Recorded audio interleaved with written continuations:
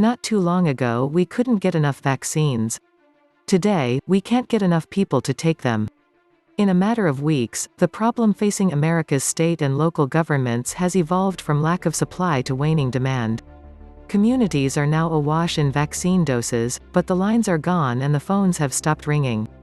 Meanwhile, we're trying new and creative ways, from incentives to public outreach campaigns, to reach hesitant communities.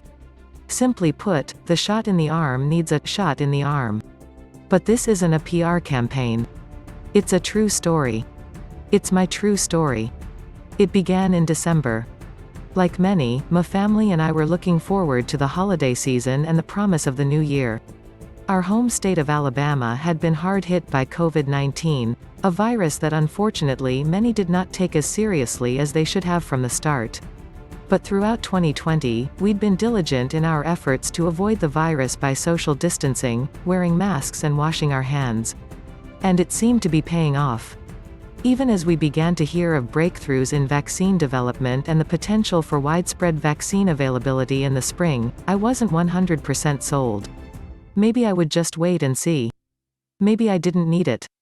At 38, I liked my chances. Unfortunately, before the vaccine even became available, I got COVID-19. At first it was like a cold. I resorted to my bedroom and spent Christmas Day watching my children open their presents via FaceTime. Then, it hit me like a ton of bricks. Severe fever, body aches, nausea, and an inability to eat had sent me to the emergency room. For about a week, I was on my BBC back, pretty much unable to do anything. At times, I wondered if I would make it. Now, months later and COVID-free, I still suffer from lingering symptoms like headaches and chronic fatigue. And as the virus spreads and variants proliferate, I worry that others could face a deadlier, vaccine-resistant strain of COVID unless we act now to get as many people inoculated as possible. Yes, this is my story. But it's also science. And it's alarming. More and more experts are saying that herd immunity is growing further and further out of reach.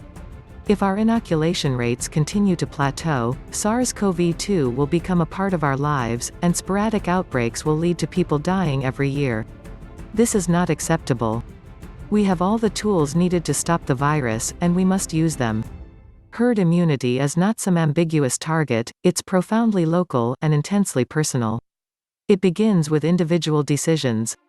With some 27% of Americans still unwilling to be vaccinated, there are several root causes of vaccine hesitancy. Apprehension, misconceptions, ease of access and desire for more information are all reasons people stay at home. Thankfully, many of those are problems we can solve.